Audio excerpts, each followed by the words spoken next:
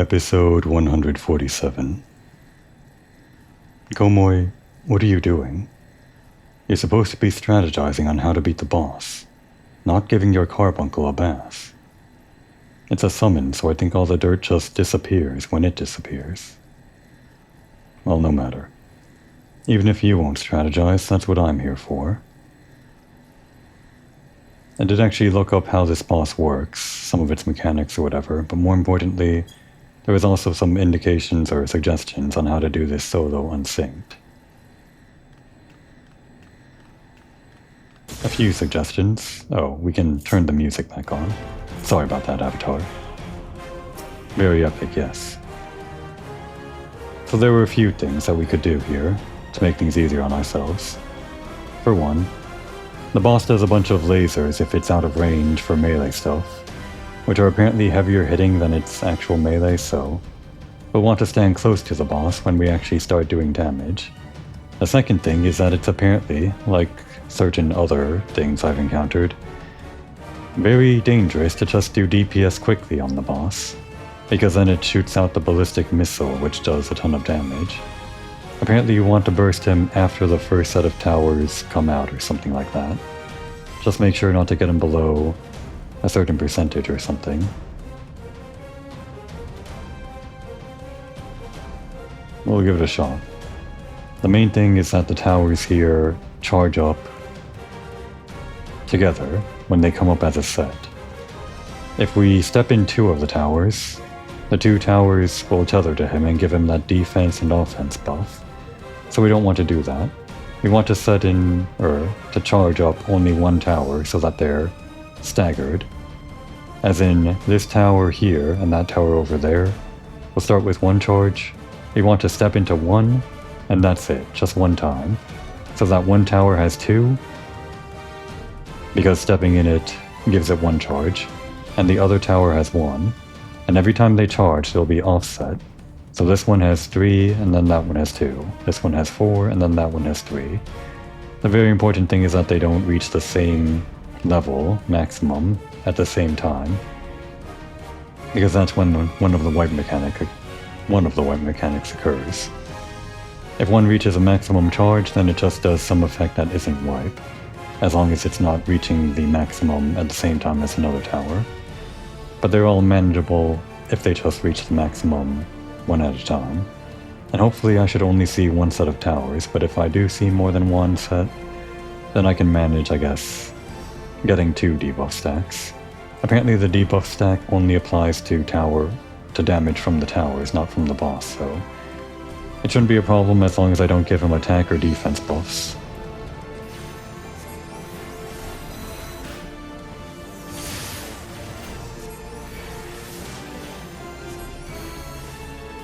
So apparently his threshold is around 75% that you don't want to get him below before the towers appear. I don't think I was doing that anyway. Now we gave that one 1, so it's at 2. And that one is at 1. And we'll just leave them like that. No more touching the towers.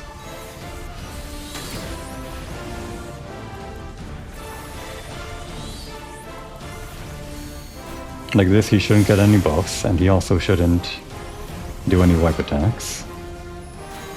But it does mean we're going to have to deal with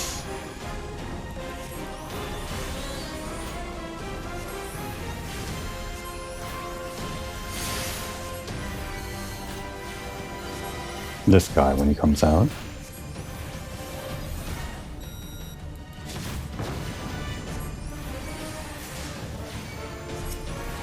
Alright, he's gone.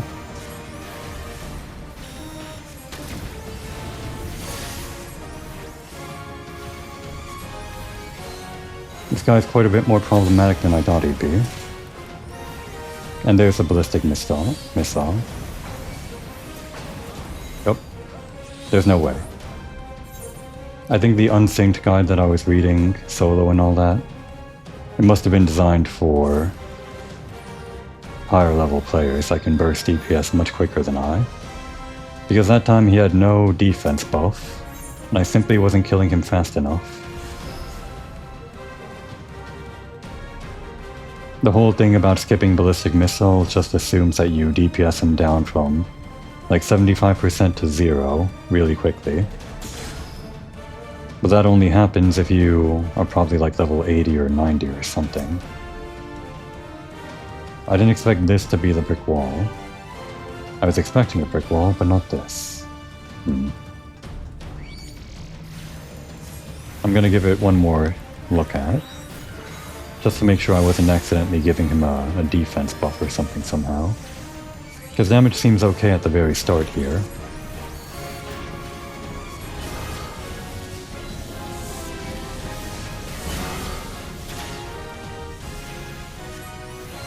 Managed to avoid damage from that, but then he does like diffusion or something, that big laser, and that's a ton of damage.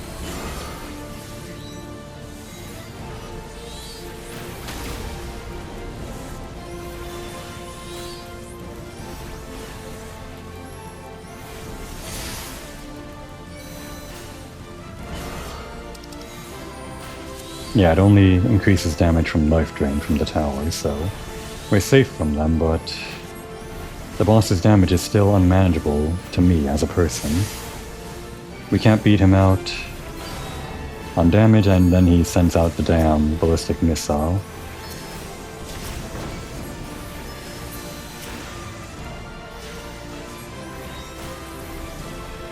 And here it comes.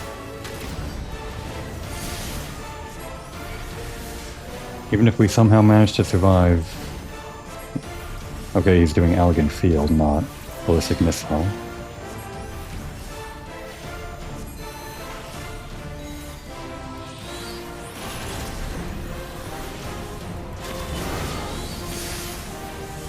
Here come the other towers. If we can ignore them this time, that'd be great.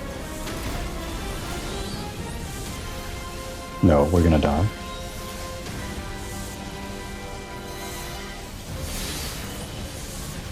We were closer that time. If we somehow were given more echo than we normally are, we could make it, but... Well, I didn't have my lemonade up. Not that it really matters. I could try weaving in some super potions, but that only happens, like, every minute or so.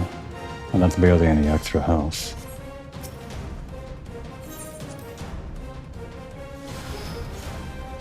You actually got more echo for the first coils of Bahamut.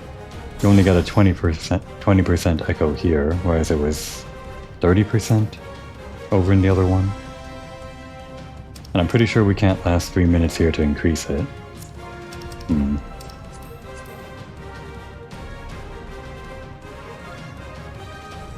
Can't think of any way to increase DPS here, or increase how much our survival is.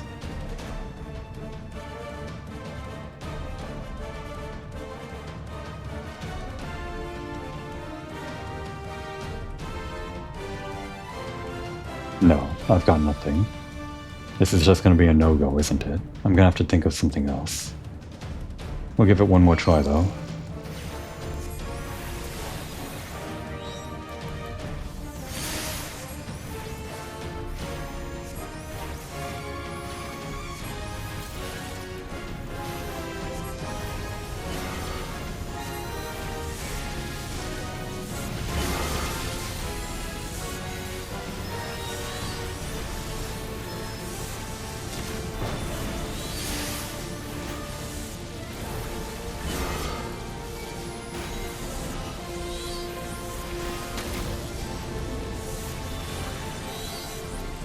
We'll try to add all that laser. I think it's coming out soon. Not that it really matters.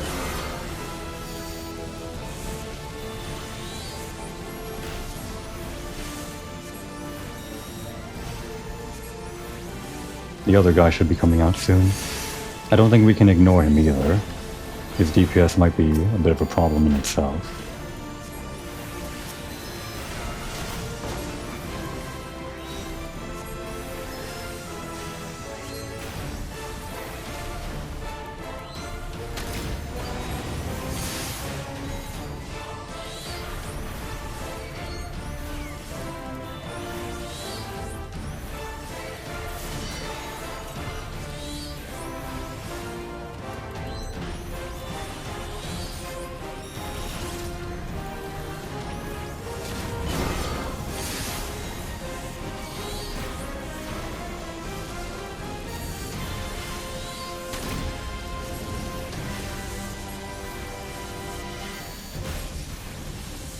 put up Algen Field, I forget what that does.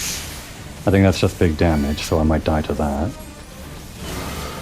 Yep, big Algen Field damage. We got him closer that time, but this battle's on a hard timer. Even if I could get more echo by surviving 3 minutes, I won't, because of this very specific dance that he does. I would need a way to take out more HP that this guy has, I don't know. There's nothing in my arsenal that can help me with that. I'm not sure there's a way I can be more efficient with the damage output. I was supposed to start this episode clearing what I didn't finish last time. Am I going to cut this and just say, start the episode again? Maybe. Healing won't avail me at all. I only get 2000 HP. And prolonging the battle only increases the damage that he does.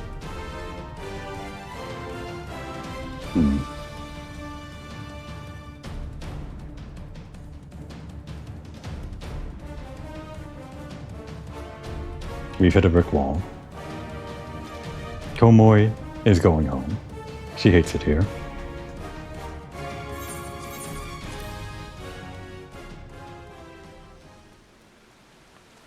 And here's the question. Do I cut the episode, or is this all already in the episode? I'm sure in the future that's all answered, but I have to make a decision here in the past right now. I guess I'm recording my experiences for the purpose of recording my experiences as they happen. Mostly unedited. So yeah, we'll include the failures. I didn't really do that for some of the grinding echo stuff when I tried to fight Twintania and all that. All the failures there, but at least this one was cut pretty short. Didn't bang my head against the wall for too long. I'm gonna have to do something else to figure out, I don't know, how to beat that boss. Here it is. But I'm going to do that between episodes or something. Now that Komoi's hit another wall, she's going to fall back onto her old plan. Which might be actually a pretty bad plan, but it kind of worked out last time, right? She is going to absorb the power of more primals. I already summoned the power of FFXIV. Oh, that's not Ifrit. FFXIV, Titan Eggy, and Garuda Eggy by fighting the extreme versions of their trials, and she's run out of Eggies to empower.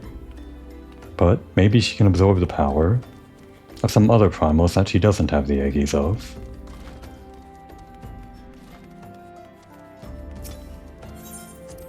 The whole elemental thing works in powers of 6, right? Or not powers of 6, a set of 6. We have 3 right here, so the other 3 that we're missing would be Ice, Lightning, and the other one, Moogle. That's not an element. It would be... What was that last one? I can just talk to Oriandra and figure it out instantly, but my memory won't allow me. That's right, water. Leviathan, obviously.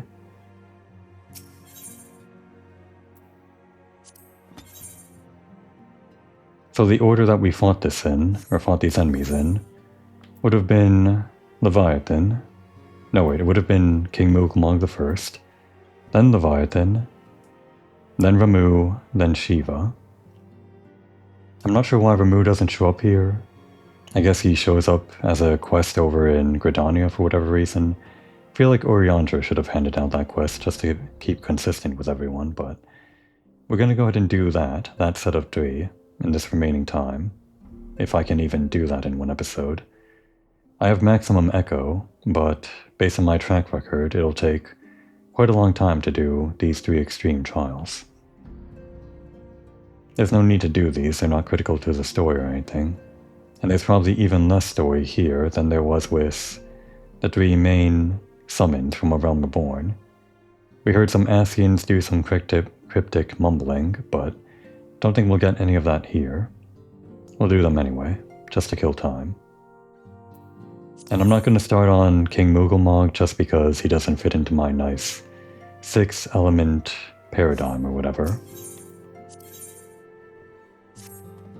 The Lord of the World, slain at thy hand, 'twas a deed both heroic and historic, a tale to be told down the ages. I fear, however, that the terror of the indigo deep did slumber but briefly in the ethereal sea. The maelstrom hath assured me with unhappy certitude that Leviathan doth stir from the abyss once more. Should this indeed prove the case, then we face a most troubling and chilling predicament. The Lord of the World is a voracious being. Not less than a treasure trove of crystals would serve to lure the entity back to our plane of existence. 'Tis folly, then, to believe the sea-bound beastmen could gather such a haul with such impossible alacrity. No, we must assume the Sahagin have adopted the disturbing new summoning ritual we observed amongst the other beast tribes. A dread of unprecedented magnitude now loometh over Limsa. Take thee the swiftest road to Maelstrom Command, and offer thy stalwart service. Thy shining light must needs illuminate the ocean's darkened swell. Okay. Neck low.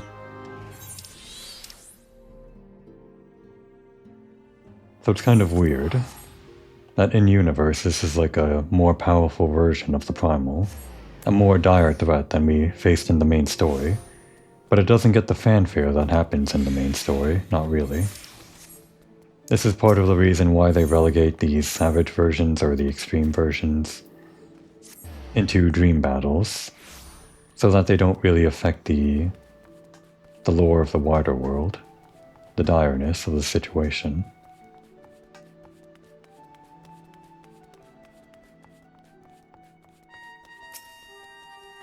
Captain Moriko, you are as ever a welcome sight at Maelstrom Command. Our worst fears are realized. The Primal Leviathan has returned to threaten our shores. We did not think it possible for the Fishbacks to summon their rapacious god without a considerably longer period of preparation. But there can be no mistake. Prior to contacting Urianger, we received a report detailing the almost complete destruction of a merchant fleet upon the open sea. Only one vessel managed to limp into port, bearing the decidedly unwelcome news of Leviathan's resurgence. Judging by the testimony given by the surviving crew members, the massive waves the entity leveled against the ships dwarfed anything we have ever seen the Primal Command before. Should he unleash a tidal wave of similarly empowered proportions, Limsa would be scraped from this island like a barnacle from the hull. It is with such dread imaginings in mind that I bid you sail forth to slay the Lord of the World yet again. Our strategy remains unchanged. The twin vessel, the World Eater, is already being prepared under the command of Storm Marshal Safferson? Yeah, I think that's Ol Mistbeard. Make your way to the Morby dry docks once your own preparations are complete. Seek out Sergeant Sterlona, and she will see you safely aboard the ship. May the Navigator guide and protect you. And another reason they do this whole dream battle thing I mentioned is to avoid this whole lengthy quest dialogue stuff, which kind of doesn't really add much, I guess. Well, that's debatable. You could say the whole dream sequence thing, or the dream battle stuff, adds even less, since it's just a little poem that the Wandering Minstrel gives you to pretend that you're fighting the boss again. This is at least in-universe. Storm Sergeant Sterlona, at your service. The World Eater is loaded and ready, madam. I'll give the signal for the towing vessel to depart as soon as you're aboard. Leviathan was sighted some distance from the coast, so there should be more than enough time to build up to ramming speed. The entire crew is willing to lay down their lives to ensure you reach your target, madam, so you just concentrate on skewering that overgrown sea serpent.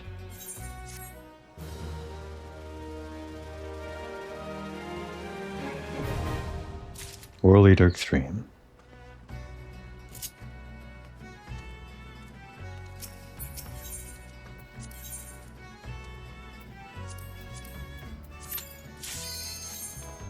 Hopefully maximum echo is enough to get through this, at least last 3 minutes, because this is the version of the fight, or the version of Trials, where we actually have to last 3 minutes to get more echo.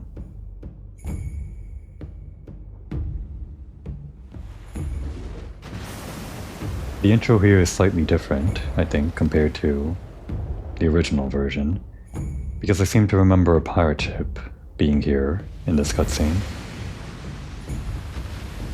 A pirate ship other than the one we're standing on.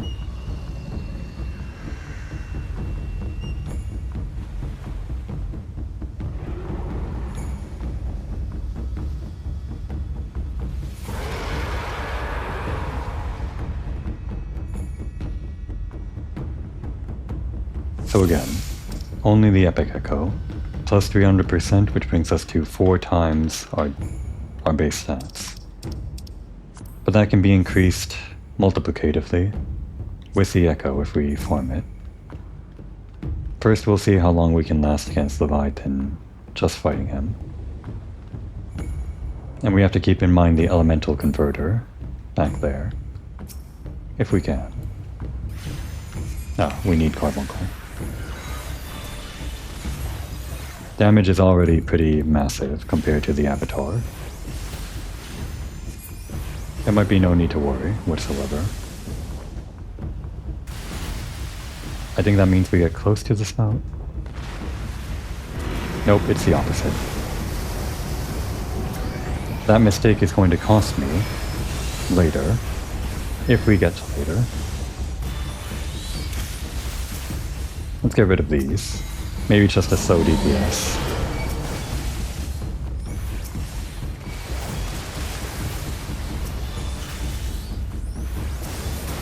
See more of the fight, because I think there should be no problem.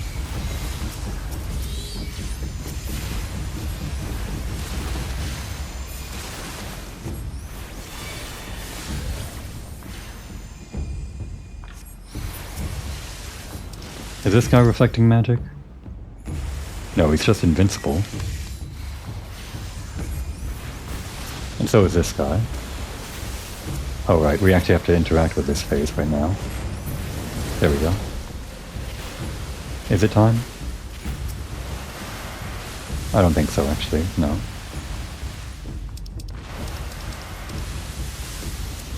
We can heal at least. Briny mirror is happening or something, but I don't care. Still invincible, it seems. That's what that buff is.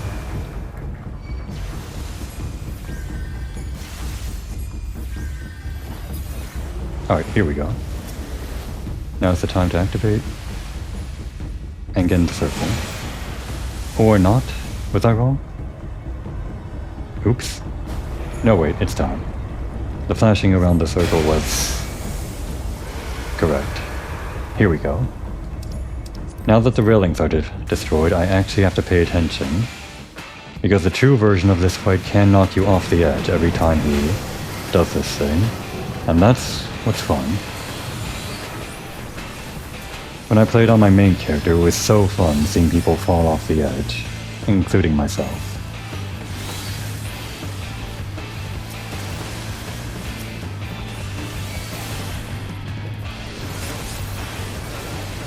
In fact, he has other attacks that can knock you around, as we saw. I should just be doing damage to the boss, but I do want to risk being killed by one of those attacks, just for fun, for the memories. But now that I have nothing else to attack, we will attack him.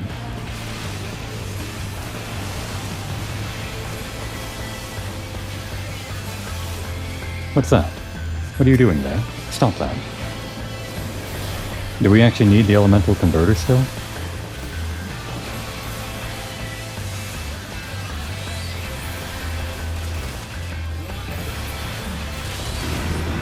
Oh, there we go. Right into the briny deep. We're dead. I didn't actually see which direction he was coming from or whatever. He has the one that makes the water spout out of the arena, and the one where he just kind of jumps across and pushes you. I don't know the telegraph for the second one. We did get the echo, but I don't think we actually need it. We're just gonna kill him this time, now that he went and killed us.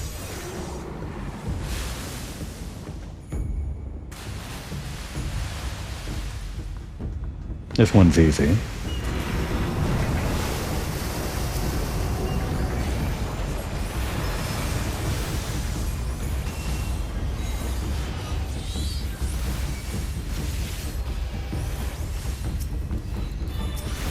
He's not invincible yet, but you need to take these out.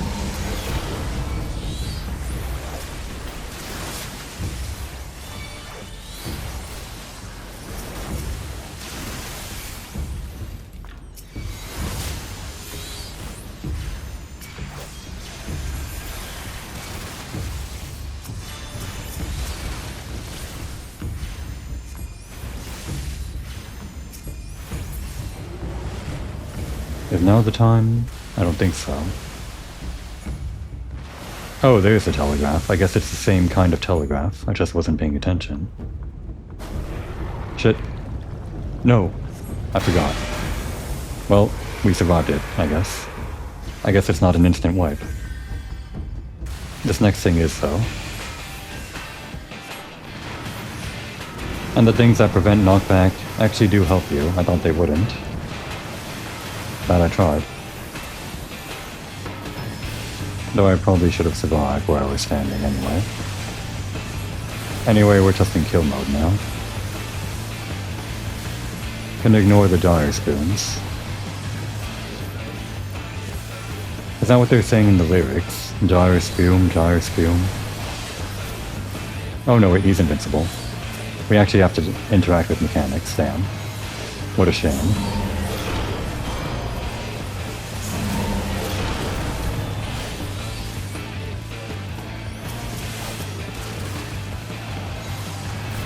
I'll try to keep an eye on the boss in case it does any water spouts again.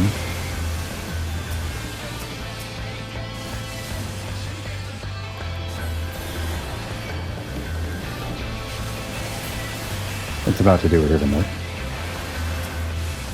I almost missed it.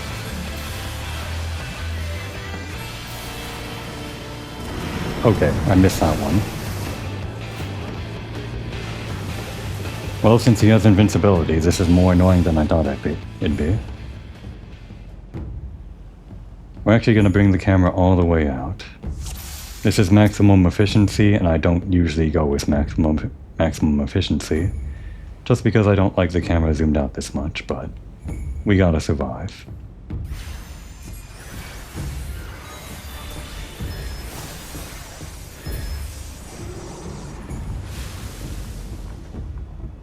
We actually didn't last 3 minutes that time. I guess I need to slow DPS to get more echo.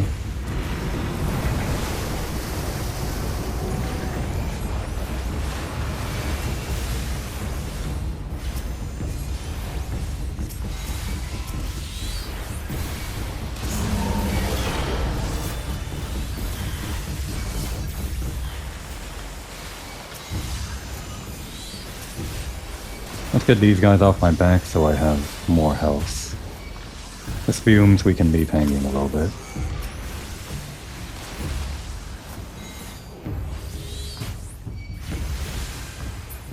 Oh, it's already dead. Oh, it's invincible. Okay. A little bit of healing. And now this.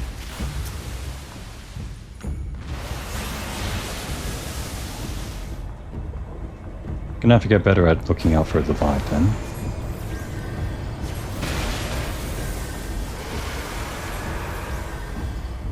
Let's get the camera like this. And if we don't see it in the camera, that means he's on the opposite side. Now he goes invincible again, so we'll save some of our DPS stuff for the spumes.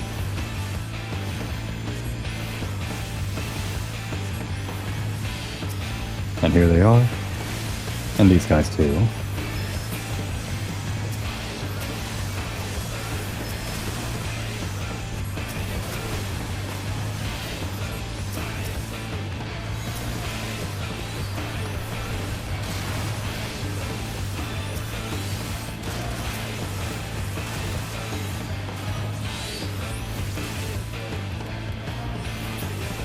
Do we need this now? I think so.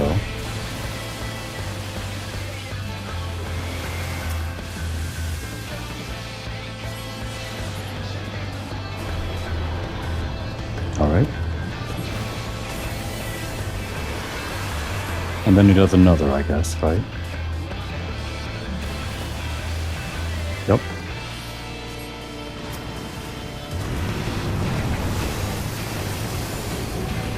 And now it's time to kill.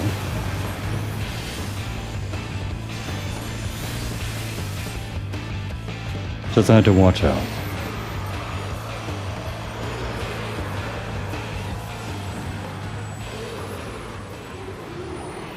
That's about the amount of effort that I want to put into these.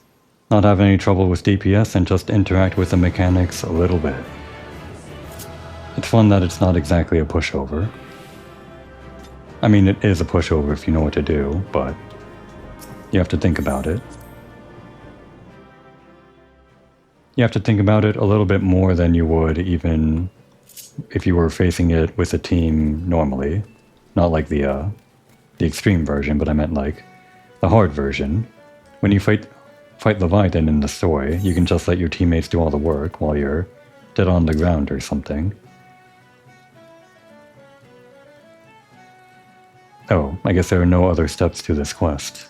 Leviathan's just dead. Okay. Technically, I don't have to beat him to complete the quest, but this is all about Komori's grind for power. She now has the element of water, collecting them like the crystals of light that we did in the main story from Heidelin. Yeah, like that. We'll pretend.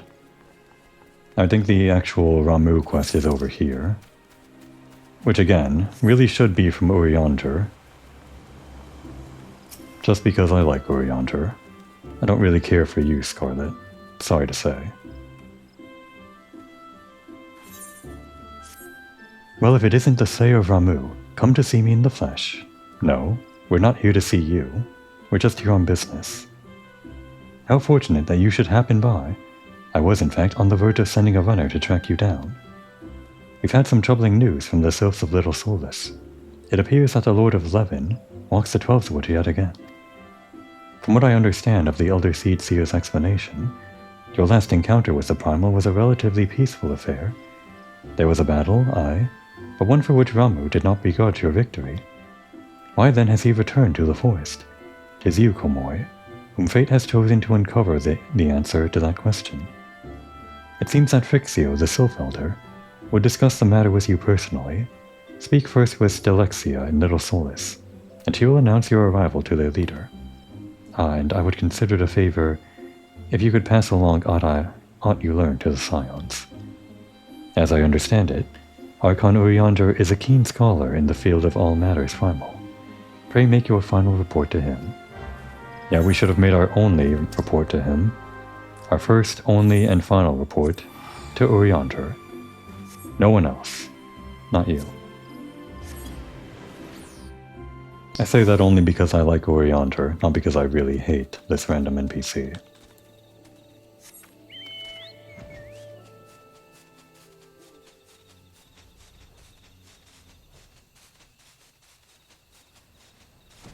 Show me to your leader.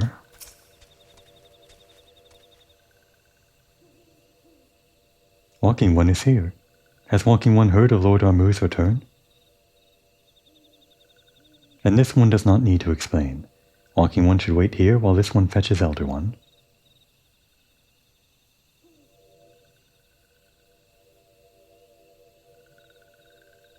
Walking One is most welcome in these ones' home. The gentle sighs of winds and trees and brooks told these ones of Walking One's peaceful words with Lord Ramu.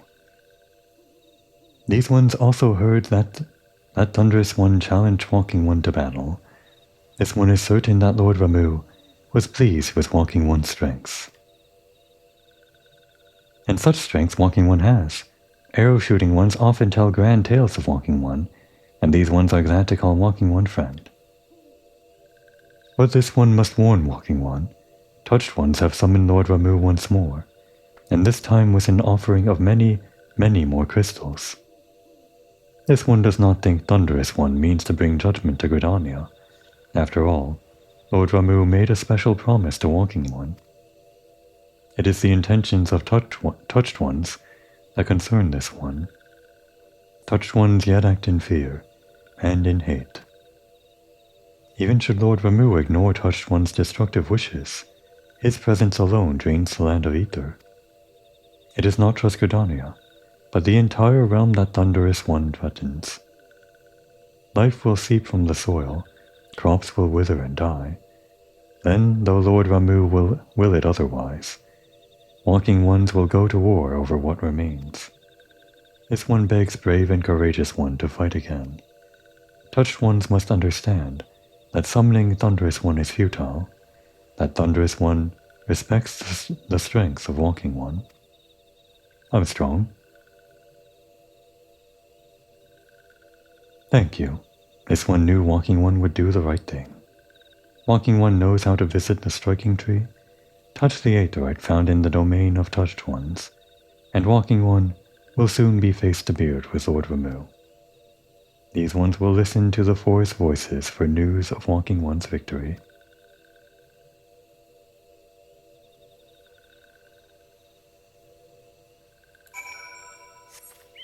And one more step. The same step we did before, as usual. At least it's not that far, as the crow flies, as the chocobo flies.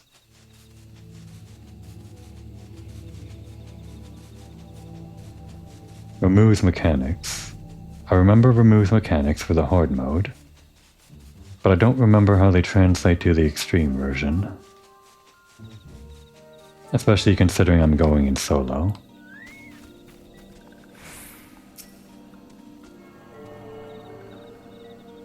He won't at least knock me off the edge, but he will... Well, he might do some freezy bullshit stuff like Titan did, or whatever. Let's see. No idea if he has invincibility phases like Leviathan did. Might not be as scripted as that. We could just get lucky and DPS him down super quickly. I won't complain if we don't see many of his mechanics. He's not as visually interesting as Leviathan is, I think.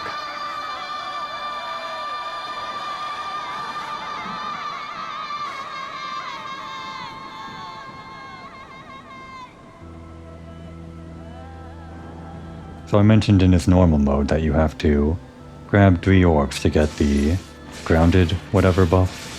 Reduces the lightning damage that he does, and that's needed if you're a tank, or it was needed. Nowadays you just have the item level to survive even if you don't know the mechanic. But it is needed to prevent some debuffs and do some other things. It might be needed here. That, and there's also water around the arena, which I'm not sure if it was present in the hard mode. Which obviously doesn't mix well with lightning. There are also the Grey Arbiters, which I don't exactly remember what they do. We'll just see if we can DPS them down and work our way up. Damage is already pretty good. He's casting Thunderstorm, so that should be no problem. Orbs are out, so we can ground ourselves if we want to, so I will. Except, he hit me with Chaos, so I'm gonna have to be hit by this, and now I'm free. Let me get another, and I'm grounded. Less damage.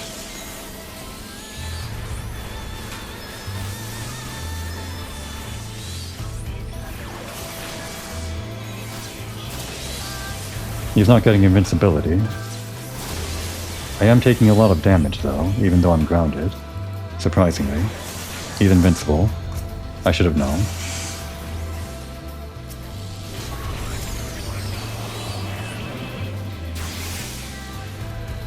Get rid of these arbiters.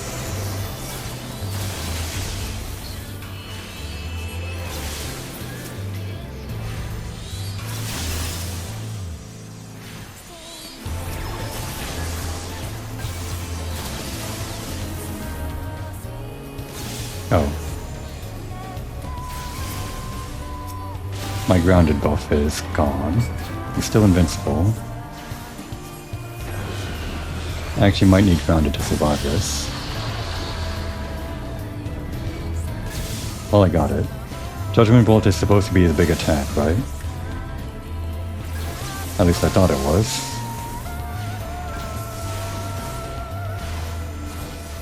Damn, he's hitting me with that. I should be free in a sec. This thing is normally a problem because he doesn't target you if there are multiple enemies. But luckily I'm the only one here, so I'm free as soon as I get immobilized. Gonna use a potion, just in case. We're not gonna live. Damn. Damn, he was so close too. We either are going to need to farm the Echo, which means surviving 3 minutes, and actually possibly slowing DPS, or this lemonade will get us through, and I just need to weave in some more heals somewhere.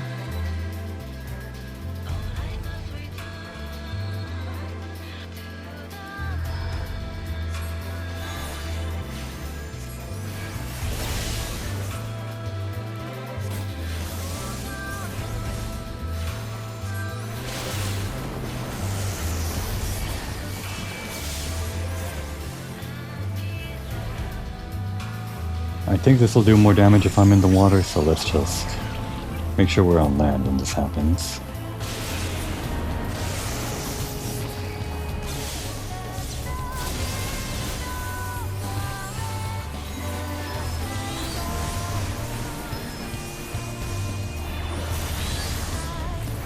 I think we're doing better on health than we were before, maybe. Alright, he's invincible. Now this.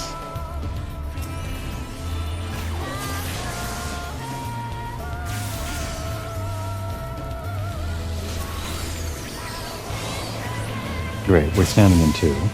That'll be extra damage.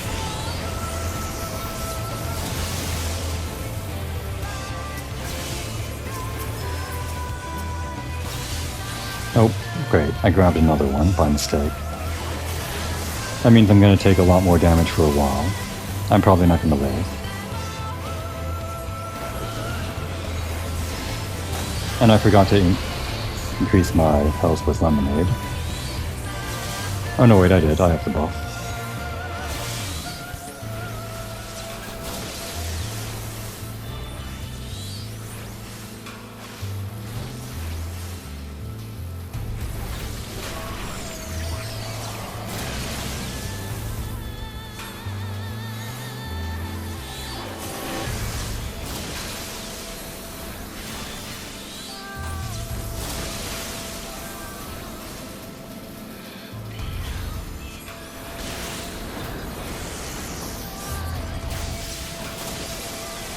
We can make it. Okay. I guess I just needed to do better on DPS, or... I think I managed to avoid some big damage at the beginning. I don't know how, but in my first attempt I took some big damage somehow. I don't remember how. I just remember having like almost half my HP when he started doing Judgment Bolt or something. I must have been standing in the water or took some unnecessary damage from somewhere. But that gave us the edge we needed, even though I took that debuff by accident.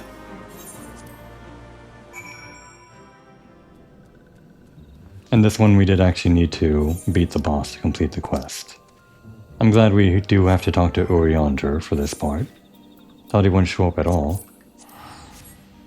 I would have been so upset if he wasn't involved in a single extreme quest.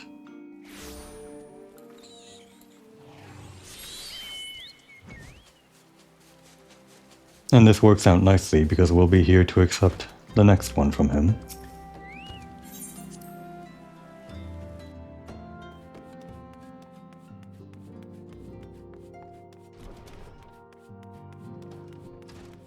By the way, I've been dying. Has my armor been, pretty damaged. Not terribly. I once had all my armor break while doing the Coils of Bahamut. And that was actually pretty annoying for everyone that was working with me. I was pretty new, so I didn't really know about durability and all that, but that was kind of the end for some people. It really ended the run there. Well, among other things, like not knowing the mechanics and stuff, but it always felt bad. I remember having the equipment break and being the reason, the straw that broke the camel's back, that everyone left. Anyway, that's why I'm doing things solo now. Greetings, Komoi. Though I would not discourage the company, few cross the threshold of the waking sands on a mere whim.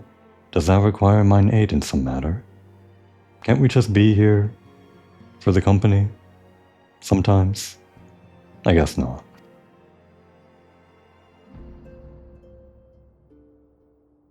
The Lord of Levin was returned unto the forest. The Sylphs challenged the Sahagin for the swiftness of their summoning. And thy account does paint most vividly the image of Ramu's amplified energies. I fear the touched ones, too, dabble in sacrificial ritual. Thy stern expression bespeaks thy understanding. Even the denizens of the Twelveswood possess no immunity against Asian manipulations. Once more we are reminded that only with the lifting of darkness shall this primal nightmare cease to haunt us. We shall prevail, warrior of light. By thy radiance of thee and thy companions, we shall prevail. By companions, he's referring to our carbuncle, the only companion we need. And what a radiant companion you are. Yes, you are.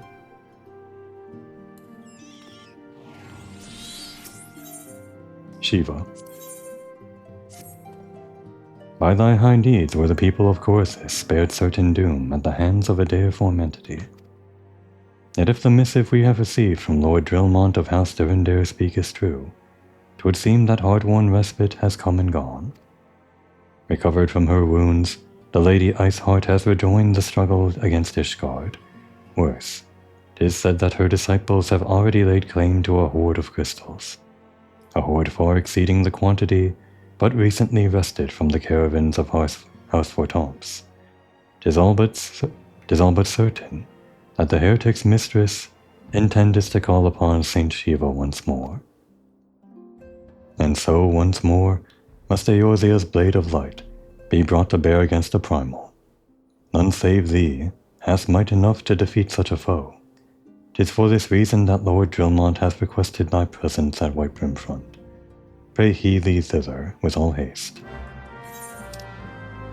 So just like in the normal story, encountering Shiva, this is different from the other quests. Like Oriandra indicated, all of the other ones were the Asian meddling with that whole ritual sacrifice thing, the whole bone or whatever. But Shiva, Lady Iceheart, does everything of her own volition, apparently, or we don't really know her full motivations yet. And this is actually weird because she's pretty important to the upcoming Heavensward plot, so having her have this kind of story beat, which is only optional, it's kind of weird. We just had that whole battle that she caused on the bridge over there, where she broke down the shield and let the dragons invade. But this would have happened before that, this whole extreme version of the trial. And this is canon, technically, kind of.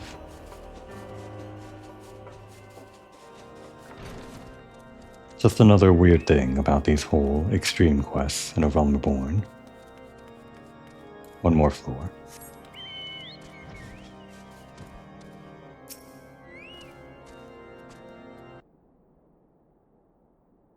My gratitude for your timely return, Komoi. Without it were under better circumstances. Our efforts to contain the heretic threat in the Western Highlands beyond Snowcloak have suffered a grievous setback. In order to support expeditions further afield, we sought to establish an outpost in the heretic's former fortress. Under guard, our craftsmen began the necessary improvements, and for a time all proceeded according to plan. The building work had scarce begun when Iceheart's minions descended upon the fortress from all directions. If I were to guess, I would say that they deliberately delayed their attack until sufficient supplies had been delivered to their doorstep. I do not begrudge my men their decision to flee. By all accounts, it would have been a slaughter. Any survivors condemned to a fate worse than death at the hands of their leader. However, By abandoning our crystal stores, we have given the heretics the means to summon their patron saint. I beseech you, Komoi, slayer of the gods of beastmen, who banished once before the demon who threatens us now, lend us your strength. Infiltrate Snowcloak and put an end to Iceheart's machinations. Okay. Thank you, my friend. Though I pray you can stop her before she completes her ritual, I have faith you can defeat Shiva should it come to that. One of Sir Americ's temple knights awaits you at Snowcloak. He shall guide you through secret tunnels to the Aetherite at the heart of the heretics' fortifications, whence you may gain entrance to Iceheart's sanctuary as before. Alright.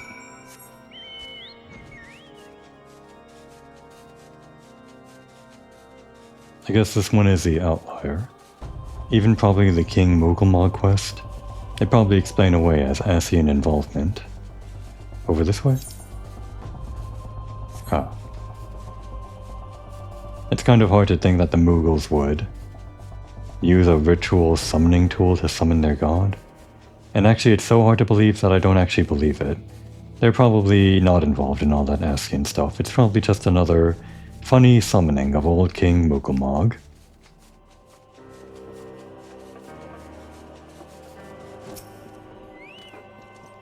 It is an honor, madam. When you are ready, I shall lead you through the tunnels to the Aetherite. We should not be troubled by heretics or beasts along the way, so you may concentrate solely on the task at hand. May the Fury grant you the strength to strike down that heathen witch, once and for all. Well, this is an optional quest, and she's involved in Heaven's Ward, so I doubt it. Nope, wrong one.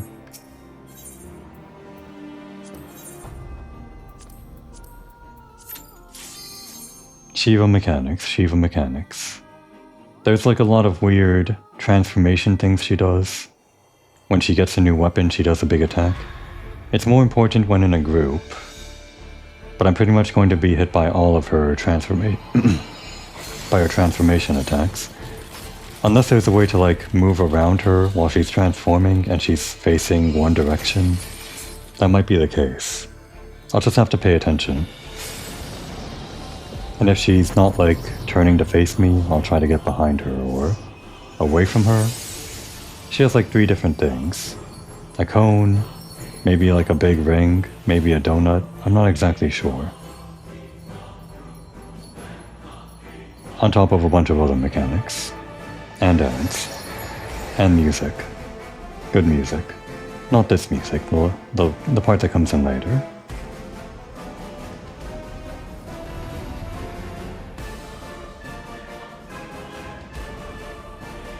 Hopefully nothing. That's a brick wall.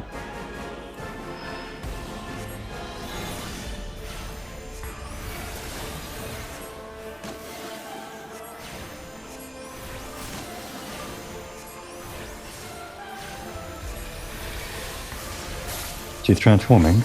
There's the something. The cane. The cane is... I don't know what it was. Was it a big circle or what? There's the sword and shield. I'm just gonna get behind her. Okay, that was the cone, I guess. And I think we skipped her bow because she's on to ad phase. She's not invincible, but we will take care of the ads.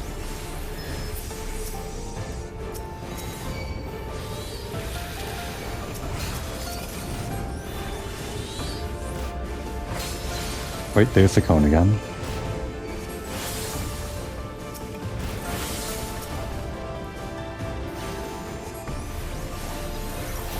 I don't think you can dodge the cone if you're the only person.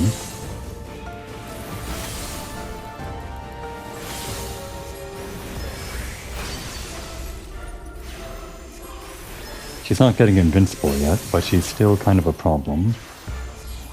Now comes this part. Luckily we can heal during it. Diamond dust. And the good music.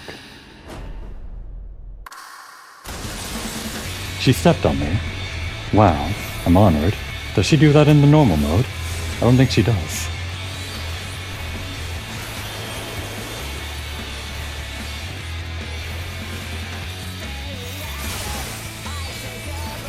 There's a cane. Is that the big circle or what? I don't know if you get near or far for that.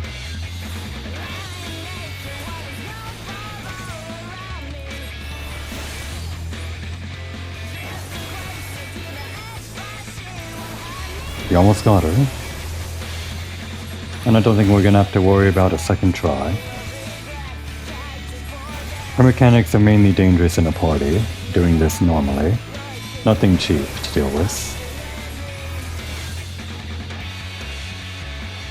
Is that a Frozen reference?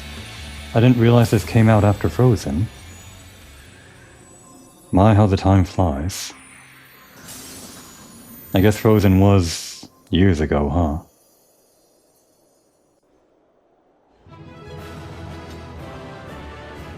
Idina Menzel, by the way.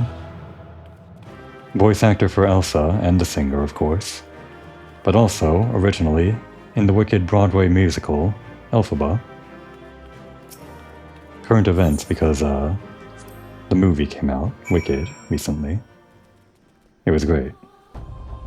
Anyway, Drillmont isn't here for our review of Wicked. He's here for our report on Lady Shiva. And actually, Idina Menzel makes a cameo appearance in the movie. She doesn't play Elphaba, that's Cynthia Erivo now. But she appears alongside the original cast of the Broadway play in Emerald City during that song. A new part of the song where they explain the backstory of the Grimoire. When they showed up in the movie, I said, hey, that's them. Even though I didn't recognize them by their appearance, I only know them by their voices. What am I talking about Wicked? This is not the time nor the place. Praise alone for your safe return. All here prayed for your success, Komoi. Tell us, have our prayers been answered? I killed her. Not really. Even stronger than before, you say? Then we are truly fortunate for your intervention. Yet it would be wrong to glory in this victory, for it is yours, not ours.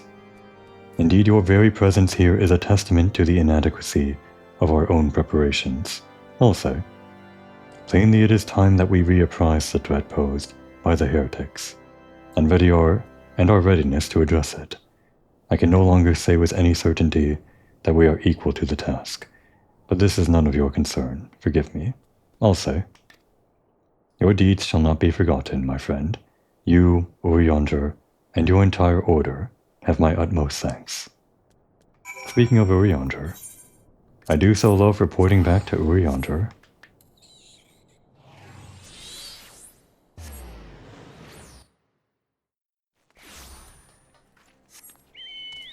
So that's it. That's the other 3 elements on the 6 sides of the wheel, or whatever.